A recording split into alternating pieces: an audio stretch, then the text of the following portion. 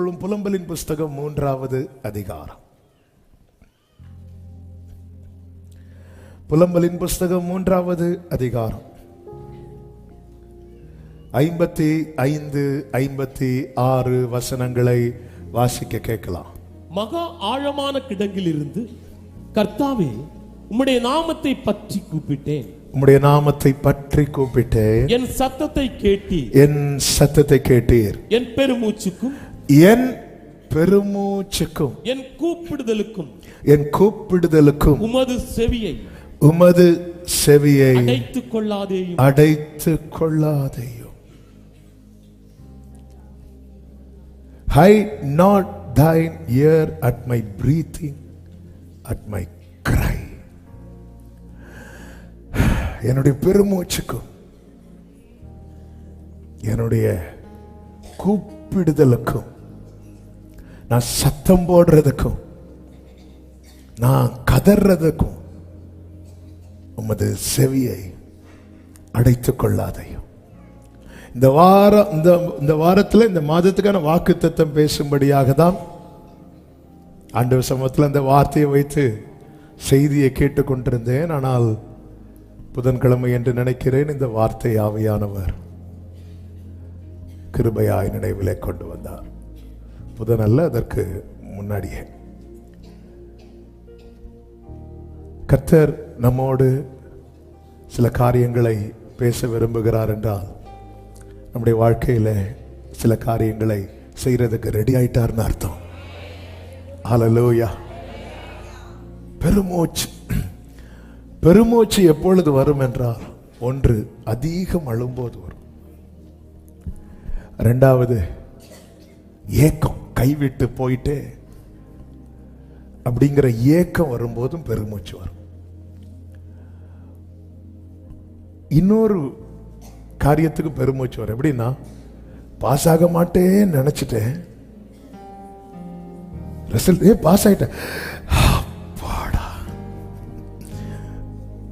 அப்படி பார்த்தா நமக்கு வந்து அவ்வளவு நன்மையுமே இல்லதான், கிடைச்சிட்டு பாஸ் ஆயிட்டேன். சில வந்து சொல்லுவாங்க விசா கிடைச்சிட்டு, ஆனா அவங்க ஆக்ஷனை பார்த்தா விசா. ஒரு பொண்ணு 10th ரிசல்ட் வந்து பொண்ணு பாஸ்டர், சரி நான் அழுது நான் டிசைட் பண்ணிட்டேன், எல்லாம் சரிம்மா போட்டுமா, மார்க் குறைஞ்சிட்டு, சரி விடுமா ஆண்டவர் உனக்கு நல்ல இது. பாஸ்டர் என்ன பாஸ் ஆயிட்டு, தாங்க முடியல. ஆமே, அது பெருமூச்சு.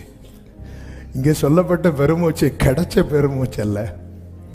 கிடைக்குமா ஆண்டவரே? என் பெருமூச்சுக்கும் என் கூப்பிடுதலுக்கும். அப்போ ரொம்ப சத்தம் போடுறார். அதுக்கு மேல 49:50 கர்த்தர் பரலோகத்தில் இருந்து நோக்கி பார்க்க மட்டும் என் கண் இடைவிடாமல் ஓய்வின்றி அப்படி வடிஞ்சிட்டே இருக்கு. சிலர் பாருங்க, சத்தம் போட்டு அழுது முடிச்சிருவாங்க. அழுது முடிச்சிட்டாங்கன்னு கிட்ட போய் பார்த்தா சத்தம் தான் முடிஞ்சிருக்கும், அழுக முடியாது. ஏன்னா வலி அப்படிப்பட்ட வலி, சரியான வலி.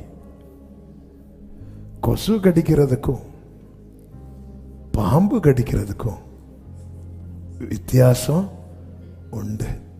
சிலர் பார்க்குறாங்க, உங்களுக்கு வேற எக்ஸாம்பிளே கிடைக்காதான், திடீர்னு வந்தா வேற என்ன செய்யறது? அதுவும் ஒரு உயிரினம், இதுவும் ஒரு உயிரினம், அதுக்கும் ஒரு மரியாதை கொடுத்து பேசினேன். ஆமென், ஹல்லேலூயா. வித்தியாசம் உண்டு, வலிகளில் வித்தியாசம் உண்டு, பிரச்சனைகளில் வித்தியாசம் உண்டு. இந்த பெருமூச்சு விட்டு அழும்போது நம்மில் புறப்படுகிற சத்தத்துக்கு ஒரு பெயர் உண்டு, அதுதான் கூக்குரல். அந்த சத்தம் வந்து கேட்க பிடிக்காது. அந்த சத்தம் நமக்கே கேட்க பிடிக்காது, நம்ம கூட இருக்கிறவங்களுக்கு கேட்க பிடிக்காது, நம்ம பக்கத்து வீட்டில் இருக்கிறவங்களுக்கு கேட்க பிடிக்காது, நம்ம கூட ஆராதிக்கிறவங்களுக்கு கூட பிடிக்காது. கூக்குரல் எடுக்கும்போது சிலருக்கு ரொம்ப டிஸ்டர்பன்ஸா இருக்கும். என்ன சிலர் கொஞ்ச நேரம் தூங்குறதே அப்பதான். இன்னும் சர்ச்சில் வந்து நிம்மதியா இருக்கலான்னு பார்த்தா கூக்குரல். ஏன்னா இந்த கூக்குரல் இடுறது அது அவங்க பிளான் பண்ணி செய்யறதல்ல, அவங்க வாழ்க்கையில அது நடக்குது. அந்நாள் மனங்கசந்து அழுறா. சங்கீதக்காரன் சொல்லுங்க, நான் அடக்கி வைத்த மட்டும் நித்தம் என் கதறுதலினாலே. அடக்க உள்ளம் கதறுது. அது பல நேரத்தில் புலம்பலா வருது. அப்படி பெருமூச்சார். சிலர் பாருங்க படுத்திருப்பாங்க, நினைச்சிட்டே படுத்திருப்பாங்க. சில வலி, சில இழப்புகள், திடீர் படுக்கையிலே பெருமூச்சு, உடனே எழும்பிடுவாங்க. எழும்பியிருந்து அவங்க தூக்கம் அதோட போயிடும். நெடுநாள் தூக்கத்தை மறந்தவர்கள் உண்டு. ஆனால் இந்த பெருமூச்சு விட்டு அழும் அழுகையை கேட்டு பதில் தருகிற ஒரு கர்த்தர் பரலோகத்தில் இருக்கிறார். இதைதான் இந்த நாளிலே இங்கே சமீபத்திலும் தூரத்திலும் இருந்து கேட்கிறவர்களுக்கு பேசும்படியாய் கர்த்தர் அநேக காரியங்களை கொண்டு பேசிக்கொண்டே இருந்தார். எல்லாம் பேசுவதற்கான டைம் இல்லை என்பது நமக்கு நன்றாய் தெரிந்தாலும் இன்று கர்த்தர் எந்த ஃப்ளோல நடத்துறாரோ அவைகளை உங்களுக்கு சொல்லி நான் செபிக்க விரும்புகிறேன். ஒவ்வொன்றையும் தியானிக்கும் போது பர்சனலா பலப்பட கர்த்தர் அனுக்கிரகம் செய்தார். அதாவது பெருமூச்சு விட்டு அழக்கூடிய ஒரு சிச்சுவேஷன்ல தேவன் நம்மை கொண்டு வந்து விடுறாருன்னா அந்த இடத்துல வேற எதுவுமே செய்யக்கூடாது. இது ஒன்னதான் செய்யணும். ஆமே. என்ன செய்யணும்? பெருமூச்சு விட்டு. ஏன்னா அப்படி ஒரு கண்டிஷன்ல கர்த்தர் கொண்டு வந்து நிறுத்தி இருக்கிறார்னா எந்த கண்டிஷன்ல நிறுத்தி இருக்கிறாரோ அதுதான் செய்யணும். ஆமே. என்னை ஆண்டவர் அழ வச்சிருக்கிறாரா, நான் என்னதான் செய்யணும்? அழணும். என்ன ஆண்டவர் சிரிக்க வச்சிருக்கிறாரா, நான் என்ன செய்யணும்? சிரிக்கணும். இஸ்ரவேலின் ராஜாவோடு கூட யோசபாத் சீரியரோட யுத்தம் பண்ண போகிறான்.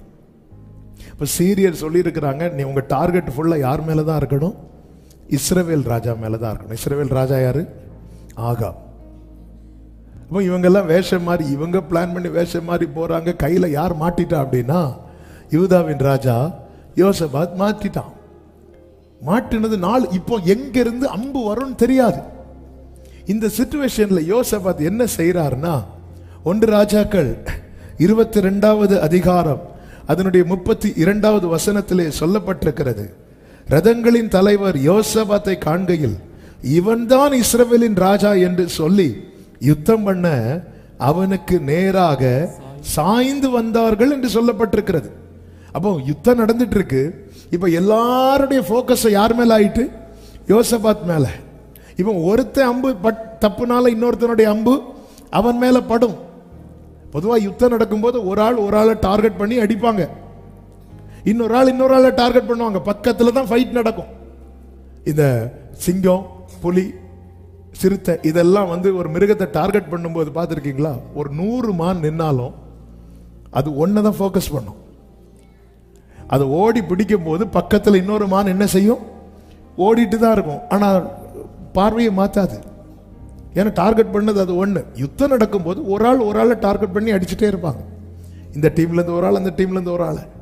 ஆனா இப்போ என்னன்னா எல்லாரையும் விட்டுட்டு எல்லாரும் யார் பக்கம் திரும்பிட்டாங்க அப்படின்னா யோசபாத் பக்கம் திரும்பிட்டாங்க. அப்ப மொத்த பிரச்சனையும் சுத்தி நிக்குது.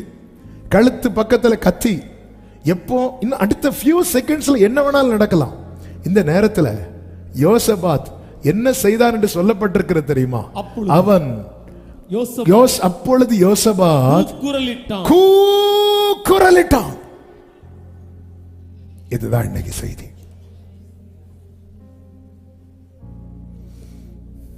இந்த இடத்துல யோசபாத்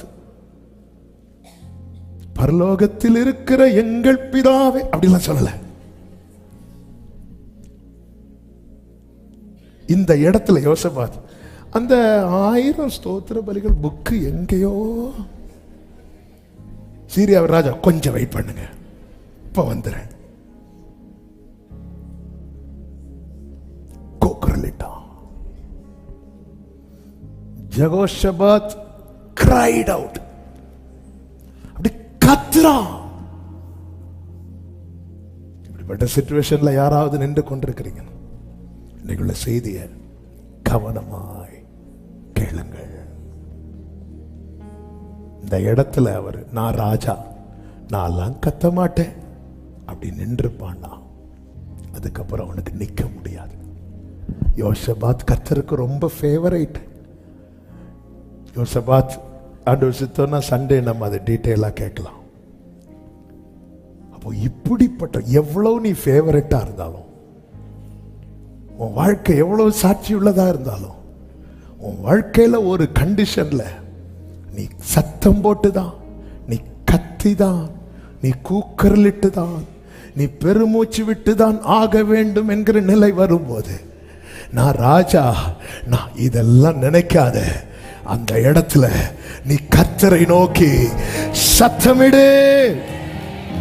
வேதம் என்ன சொல்லுகிறது தெரியுமா?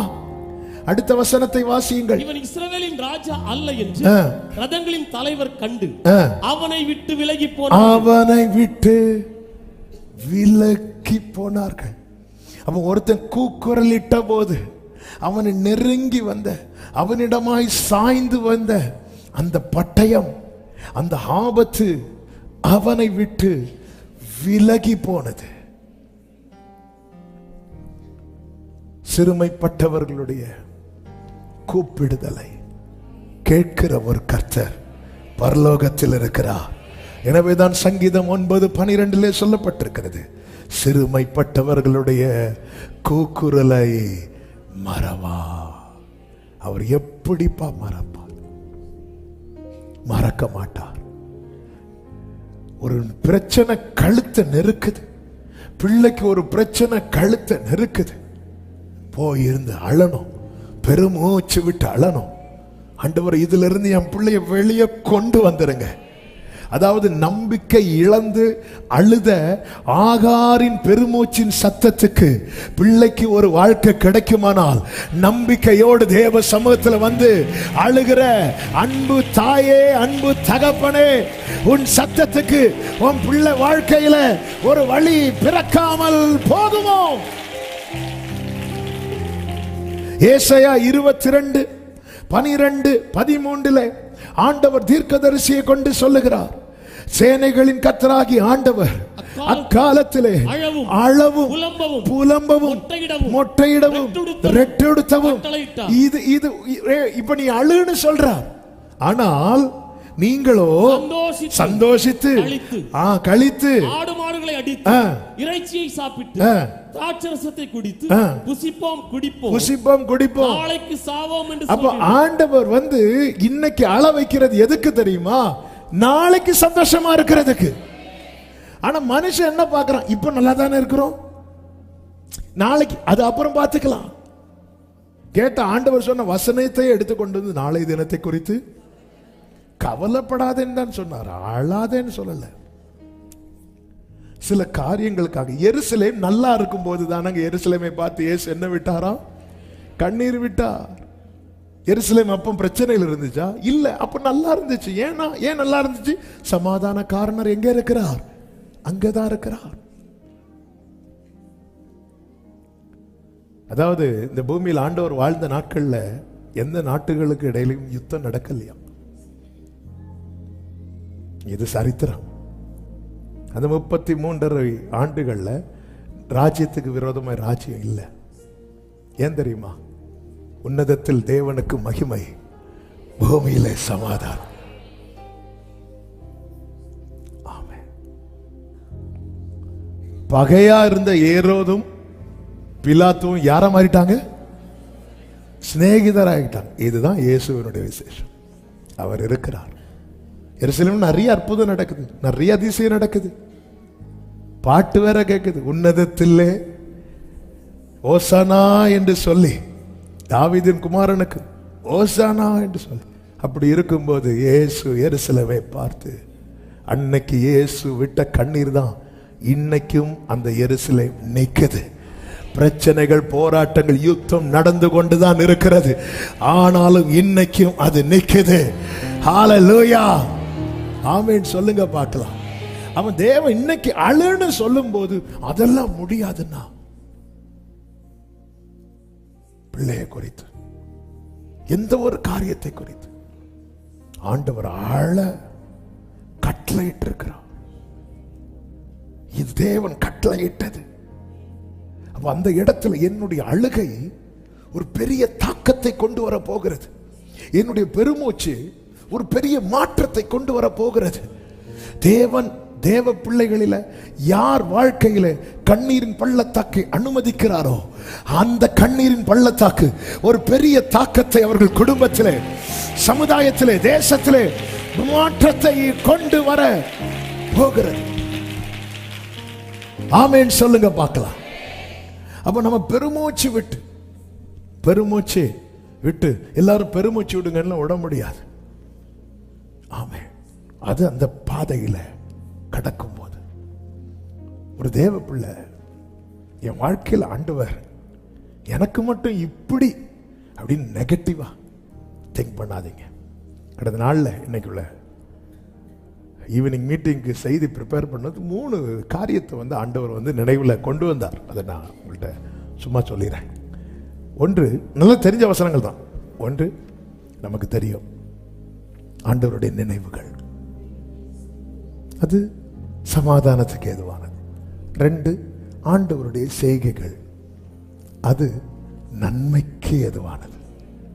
3, ஆண்டவருடைய முடிவு, ஒரு ஒர்க்கை ஃபினிஷ் பண்ணும்போது அது மகிமைக்கு ஏதுவானது. என்று இந்த வார்த்தைகளை தியானித்த போது மனசுல அப்படி ஒரு பலம். எரேமியா 29:11 நமக்கு தெரியும். நீங்கள் எதிர்பார்த்திருக்கும் முடிவை கொடுக்கும்படிக்கு உங்கள் பேரில் நினைத்திருக்கும் நினைவுகளை நான் அறிவேன், அவைகள் தீமைக்கு அல்ல. அப்போ அவருடைய நினைவு என்னதான் இருக்கு? என்னை குறித்து அவர் நினைச்சாலே அவர் என்னதான் நினைக்கிறார்? சமாதானம், தீமையை நினைக்கல. அன்றியும் அவருடைய தீர்மானத்தின்படி அழைக்கப்பட்டவர்களை தேவனிடத்தில் அன்பு கூறுகிறவர்களுக்கு சகலமும். அப்போ அவருடைய ஒவ்வொன்றையும் அவர் நடத்துறது எதுக்கு தான்? பக்கத்தில் பார்த்து சொல்லுங்க, நன்மைக்கு. ஆமென். காணா ஒரு கல்யாண வீட்டில் இவ்விதமாய் தம்முடைய அற்புதத்தை நடப்பித்து தமது மகிமையை வெளிப்படுத்தினார். அப்போ அந்த ஒர்க்கு ஃபினிஷ் ஆகும்போது அங்கே என்ன வெளிப்படுது தெரியுமா? க்ளோரி. அப்போ என் வாழ்க்கையில் உலகத்திலிருந்து நிறைய எதிரான ஆயுதங்கள் எழும்பலாம், ஆனால் கர்த்தரிடத்திலிருந்து வருகிறது 3. சத்தமா சொல்லுங்க, சமாதானம், நன்மை, மகிமை. இதை எத்தனை பேர் நம்புறீங்க? நம்புறவங்க மட்டும் வலது கரத்தை உயர்த்தி இப்ப சத்தமாய் இந்த 3 வார்த்தைகளை சொல்லி சுதந்திரிக்க போறோம். சொல்லுங்க, சமாதானம், நன்மை, மகிமை. ரிப்பீட் பண்ணுங்க, சமாதானம், நன்மை, மகிமை. சத்தமா ஆமென். ஹல்லேலூயா. அப்போ என்ன பெருமூச்சு விட்டு அழ வைக்கிறதும் எதற்காக? சமாதானத்துக்காக, நன்மைக்காக, மகிமைக்காக. இந்த கண்ணீரின் பள்ளத்தாக்கில் என்னை நடக்க வைப்பது சமாதானத்துக்காக, நன்மைக்காக, மகிமைக்காக. நம்ம பெருமூச்சு விட்டு அழும்போது கர்த்தர் செய்கிற 5 காரியங்கள். 1 பேசினாலே இன்னைக்கு முடிஞ்சிடும். ஆனாலும் பலப்படுத்தின சில வார்த்தைகளை சொல்லி மீதி பாயிண்ட டச் பண்ணிட்டு அப்படியே நம்ம முடிக்க போறோம். சில பார்க்குறாங்க, எப்பவும் இப்படி தானே செய்வீங்க, நடக்கட்டும். ஹல்லேலூயா. எனக்கு ரொம்ப சந்தோஷம். கடந்த நாளில் ஒரு குறிப்பிட்ட இடத்துக்கு, ஒரு குன்னூர் பகுதியில் தான் ஒரு மீட்டிங் போயிருந்தேன். அப்போ ஒரு சகோதரன் மீட்டிங் முடித்து வந்தான். குறிப்பிட்ட ஒரு இடத்துல ஒரு மெசேஜ் கொடுக்குறேன். 3 பாயிண்ட்னு சொல்லி தொடங்கிட்டேன். 2 பாயிண்ட்ல முடிஞ்சு அந்த தம்பி வந்துட்டு பேப்பர் பெண்ணோட நினைக்கிறேன் இப்படி வந்துட்டு, பாஸ்டர் அந்த 3வது பாயிண்ட் இப்ப நான் 3வது பாயிண்ட்டுக்கு எங்க போவேன்? நானும் சொல்லி சொல்லி பார்க்குறேன். இல்லை பாஸ்டர், அது அது இன்னும் அப்படி வராதே, அது 2வது பாயிண்ட் இல்லை, அது 1வது பாயிண்ட்ல. அப்படி தம்பி, என் கூட இருக்கிற பிரதர்கிட்ட என் நம்பரை வாங்கிக்கோங்க. நான் வீட்டில் போய் பார்த்து என்ன சர்வன்னு பார்த்து நான் ரொம்ப சந்தோஷப்பட்டேன். ஏன்னா வசனத்தின் மேல வாஞ்சை உள்ளவர்கள் இருக்கிறதற்காக ஸ்தோத்திரம். அதற்காக மீட்டிங் முடிச்சு போகும்போது 4வது பாயிண்ட், நீங்க இந்த பழைய டைரி எல்லாம் எடுத்துட்டு வந்து ஒன்னு சொல்றதுக்கும் இப்போ பயமா இருக்கு. கர்த்தர்களை ஆசீர்வதிப்பாராக. செய்திக்கு வருவோம். ஆமென். 3 சொன்னேன். என்ன சொன்னேன்? உங்க வாழ்க்கையில் என்ன நடந்தாலும் இதை 3 மனசில் எழுதிருங்க. ஹல்லேலூயா. சமாதானம் ரெஃபரன்ஸ் சொல்லிட்டேன். நன்மைக்கு ரெஃபரன்ஸ் சொன்னேன். மகிமைக்கு யோவான் 2:11. இந்த 3 எழுதி வீட்டில் உங்க கண்ணுக்கு முன்னாடி வச்சிருங்க. ஓகே. ஹல்லேலூயா. இல்லை கடையில் போய் இந்த வசனத்தை போர்டாவே அடிச்சு கண்ணுக்கு முன்னாடி வச்சிருங்க. ஆமென். 1 பீஸ், 2வது குட்னஸ், 3வது க்ளோரி. ஏன்பா உன்னை இப்படி அள விட்டுட்டார்? எல்லாம் சமாதானமா இருக்கும். ஆகாரே, நீ அழுதா உன் பிள்ளை சமாதானமா இருப்பான். ஆமென். நன்மைக்கு அன்றியும் அவருடைய தீர்மானத்தின்படி அழைக்கப்பட்டவர்கள். சபையை கேளுங்கள். நம் ஆண்டவர் நல்லவர். இயேசு நல்லவர். நம் இயேசு நல்லவர்.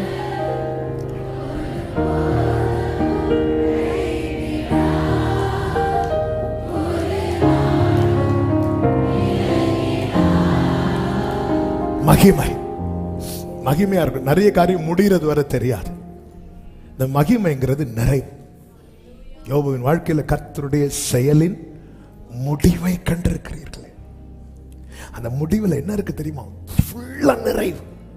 அவருடைய ஆயுசு நிறைவு, அவனுடைய பிள்ளைகளுடைய வாழ்க்கையில நிறைவு. 4 தலைமுறையை பார்க்கிறான். இழந்த எல்லாம் 2 மடங்கா நிறைவு நிறைவு நிறைவு. வராத சொந்தக்கார எல்லாம் வீட்டுக்கு வரான். நிறைவு நிறைவு. இந்த நிறைவு வரலையா? ஒர்க் நடந்துட்டே இருக்கு. காங்கிரீட் போடுறதுக்கு பாஸ்டரை மட்டும்தான் கூப்பிடுவாங்க. சோமண்ண பிரதிஷ்டைக்கு தான் எல்லாரையும் கூப்பிடுவாங்க. கரெக்டா இல்லையா? இல்லைன்னா வடை கொடுத்து பத்தாது. ஆமென். ஹல்லேலூயா. ஆமென். இப்போ சர்ச்சு, ஜெபம், பாஸ்டர், ஊழியக்காரங்க இவ்வளவுதான் வாழ்க்கை போயிட்டே இருக்கு. சொந்தக்காரங்கெல்லாம் எங்க இருக்கிறாங்கன்னு தெரியல. இந்த வீடு வேலை முடிஞ்சு பிரதிஷ்டையின் நாள் வரும். அதான் க்ளோரி. உதிக்கிற உன் ஒளியின் இடத்தில் ராஜாக்கள் ராஜாக்கள். க்ளோரி. Jesus Jesus Jesus. பக்கத்துல பார்த்து சொல்லுங்க, வேலை நடந்துட்டு இருக்கு. சில தூக்கத்துல இருந்து எழும்பி கேட்பாங்க, எங்க என்ன வேலை நடக்கு, எனக்கு ஏதாவது வேலை கிடைக்குமா அப்படிலாம் கேட்பாங்க. கண்டுக்காதீங்க. ஆமென். வேலை நடந்துட்டு இருக்கு. கர்த்தர்களை ஆசீர்வதிப்பாராக. நம்ம பெருமூச்சு விட்டு எழும்போது ஆண்டவர் செய்கிற முதல் காரியம் என்ன தெரியுமா? யாத்திராகமம் 2வது அதிகாரம் 24வது வசனம். தேவன் அவர்கள் பெருமூச்சை கேட்டு, தேவன் அவர்கள் பெருமூச்சை கேட்டு தாம் ஆபிரகாமோடும் ஈசாக்கோடும் யாக்கோபோடும் செய்த உடன்படிக்கையை நினைவு கூர்ந்தார். இது நல்ல நமக்கு ஃபேவரட், அறிமுகமான, ஃபெமிலியரான வசனமா இருந்தாலும் இதை நான் கொஞ்சம் டச் பண்ணி ஆண்டவருடைய பியூட்டி, ஆண்டவருடைய உண்மையை நான் உங்களுக்கு சொல்லி கர்த்தருக்கு மகிமை உண்டாக அதை பேச விரும்புகிறேன். இங்க பாருங்க, உண்மையிலே இவங்க பெருமூச்சு விடுறதுக்கு காரணம் இவங்க தான். ஏன்னா இவங்க போனது 7 நாள், 7 வருஷம். எந்த காலம்? பஞ்சகாலம். இது 7 தாண்டி 70 தாண்டி போனதுக்கு இப்ப 400 வருஷம் தாண்டிட்டு இருக்கிறாங்க. யோசேப்பு யாக்கோபு கானான்னு சொல்லிட்டு மறிச்சிட்டார். யோசேப்பும் கானான்னு சொல்லி மறிச்சிட்டாங்க. இவங்க காணோன்னு சொல்லிட்டு அங்கே இருந்துட்டாங்க. எகிப்து தான் கானான்னே நினைச்சிட்டு இருக்காங்க. ஆண்டவர் வந்து மோசே கிட்ட சொல்லும் போது மோசே என்ன சொல்றா தெரியுமா? ஆண்டவர், அவங்க நீங்க யாருன்னு கேட்பாங்க. அவங்க நாம என்ன, ஆண்டவர் யாருன்னே மறந்துட்டாங்க. இப்படி இருக்க அவங்க வாழ்க்கையில யோசேப்பை அறியாத ஒரு பார்வோன் ராஜா எகிப்தில் பார்வோனாக வருகிறான். அவன் வந்து ரொம்ப அடிமைப்படுத்துறான், ரொம்ப ஒடுக்குறான், பெரும் பிரச்சனை. இப்படி இருக்கும்போது ஜனங்க அழுறாங்க, முறையிடுறாங்க, பெருமூச்சு விடுறாங்க. இப்படி பெருமூச்சு விடும்போது கர்த்தர் அவர்கள் செய்ததை நினைக்காம தாம் செய்த உடன்படிக்கையை நினைச்சார்.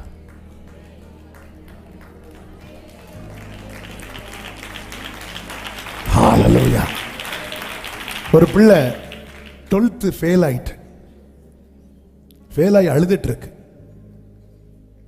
ஃபெயில் ஆகி அழுதுட்டு இருக்கும்போது போறாங்க. என்ன, ஃபெயில் ஆயிட்டு உடனே அவங்க என்ன சொல்லுவாங்க தெரியுமா? இதுக்கு தான் அப்பவே சொன்னேன், படிக்க வேண்டிய காலத்துல ஒழுங்கா படிச்சிருந்தா இது வந்திருக்குமா. அப்போ உலகம் நம்ம பெருமூச்சு விட்டு அழும்போது நாம் செய்ததை சொல்லி அவங்க விலகிடுவாங்க. ஆனா ஆண்டவர் இந்த இடத்துல இவர்கள் பெருமூச்சு விட்டு அழும்போது அவர்கள் செய்ததை சொல்லி இருந்தா, நினைச்சிருந்தா, ஆண்டவர் அந்த இடத்துல இறங்கி இருக்கவே மாட்டார். இந்த இடத்துல தான் என் ஆண்டவருடைய உண்மை வெளிப்படுகிறது. அவர்கள் செய்ததை அல்ல, தான் செய்த உடன்படிக்கையை. ஹalleluya. தாம் செய்த உடன்படிக்கை. உடன்படிக்கையின் தேவன் உண்மையில் உடன்படி glory உண்மையில் தாவீதுக்கு பொய் சொல்லே என்று சொல்லி சொன்னதை நிறைவேற்றினீர். என் தாவீதுக்கு நான் ஆமென் என்று சொல்லி சொன்னதை நிறைவேற்றினீர். மறவாமல் நினைப்பவர் இயேசையா நிறைவேற்றி தாம் செய்ததை